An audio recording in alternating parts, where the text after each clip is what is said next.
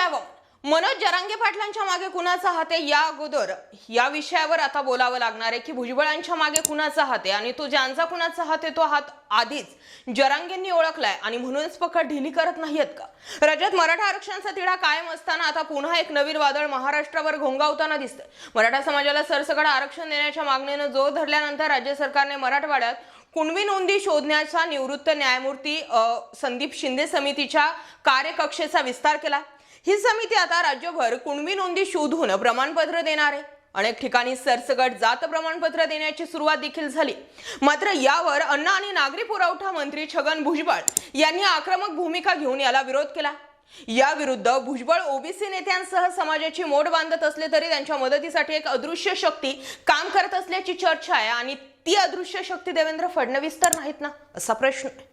दुसरीकडे यामागे शरद पवार असतील असंही बोललं जात आहे। असो, यामध्ये नेमकं फडणवीसांची असण्याची शक्यता काय आहे, त्याला काय दाखले जोडता येतील तेच आपण या व्हिडिओच्या माध्यमातून समजून घेऊयात आणि यामागे फडणवीसांची स्ट्रॅटेजी असू तरी शकते का यावरही बोलूयात। नेमकं घडलंय का?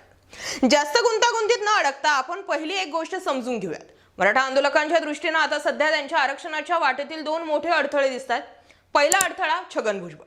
भुजबळांनी मराठ्यांना स्वतंत्र आरक्षण देण्यात यावं असं म्हटलं असलं तरी ओबीसींमधून आरक्षण देण्यासाठी विरोधच केलाय की जरांगे पाटील आणि भुजबळ यांचे अगदी आंदोलनाच्या पहिल्या दिवसापासूनच याच मुद्द्यावरनं खटके उडतात।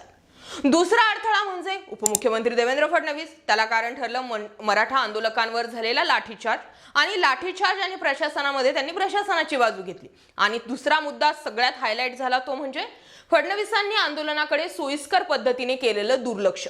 फडणवीस कायमच मराठा आंदोलनाकडे विलन म्हणून बघतायत की काय असं झालंय। कदाचित यामागे ब्राह्मणवाद आणि मराठ्यांमधील सुप्त संघर्षाची किनार असल्याची शक्यता ही नाकारता येत नाहीये। किंबहुना तशी चर्चा देखील आता सुरू आहे। एकीकडे बुद्धी प्रामाण्यवाद तर दुसरीकडे क्षत्रिय आक्रमकपणा यांच्यात इतिहासातही नेहमीच जे होतं ते वाद दिसून आलेले होते। असो, हा झाला एक मुद्दा। भुजबळांना ओबीसींसाठी बळ देण्यामागे फडणवीसांची काही कारणं आहेत। ज्यावेळी भाजप हा शेटजी भटजींचा पक्ष म्हणून ओळखला जात होता अशा वेळी गोपीनाथ मुंडे, प्रमोद महाजन, पांडुरंग फुंडकर, एकनाथ खडसे यांनी पक्षाला ओबीसी ओळख दिली। सध्या भाजपमध्ये समाजात वजन असणारा एकही ओबीसी नेता उरलेला नाहीये।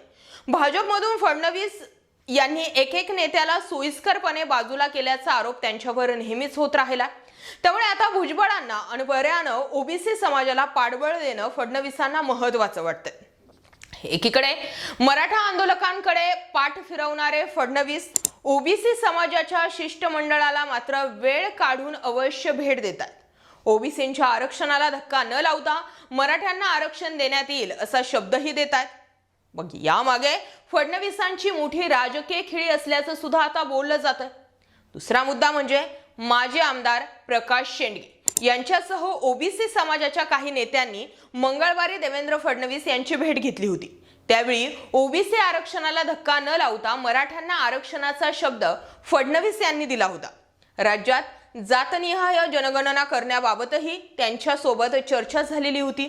मग ओबीसी समाजाच्या मागण्यांबाबत फडणवीस यांनी सकारात्मक भूमिका घेतल्याची माहिती जी आहे ती प्रकाश शेंडगे यांनी दिली होती आणि त्यांच्या याच माहितीचा जर दाखला घेतला तर मग मराठा समाजाला चेकमेट करण्यासाठी फडणवीस भुजबळांना बळ देऊन ओबीसी मतदारांना आपल्याकडे वळवण्याचा खेळ खेळू शकतात। सध्याची सामाजिक परिस्थिती पाहता फडणवीसांना ते आवश्यक ठरत आहे। दुसरीकडे भुजबळ हे ओबीसींच्या मुद्द्यावर सध्या अत्यंत आक्रमकपणे आपली भूमिका मांडतायत। भुजबळांनी 1985 पासून मंडल आयोग लागू करण्याची मागणी सुरू केली होती। 1990 मध्ये मंडल आयोग लागू होत असताना बाळासाहेब ठाकरेंनी विरोधाची भूमिका घेतली होती। पोटाला जात नसते, जातीवरून आरक्षण न देण्याची भूमिका बाळासाहेब ठाकरेंनी घेतली होती।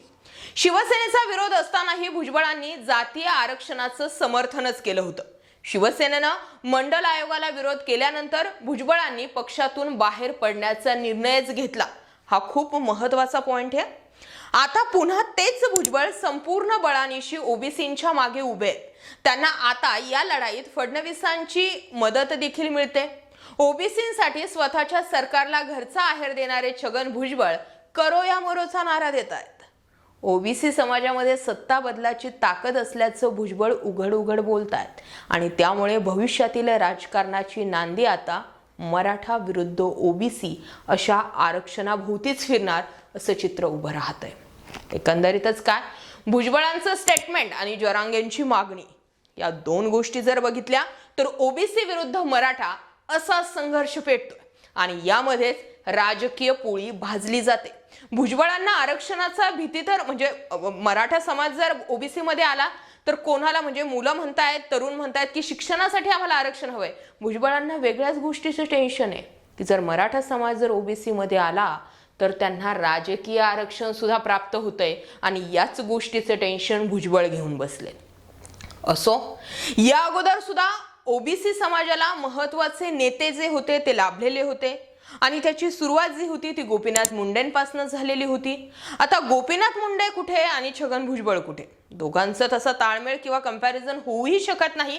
पण तुम्हाला काय वाटतं, ज्या पद्धतीने मनोज जरांगे यांच्या विरुद्ध भुजबळ स्टेटमेंट करतायत आणि भुजबळांच्या विरुद्ध मनोज जरांगे स्टेटमेंट करतायत, या हार जीत मध्ये नेमकं या दोघांच्या मागे खऱ्या अर्थानं राजकीय पोळी कोण भासतंय, देवेंद्र फडणवीस की शरद पवार? कमेंटमध्ये व्यक्त व्हा. मुद्दा विषय पटला होऊ द्या शेअर. बाकी जय महाराष्ट्र पब्लिक.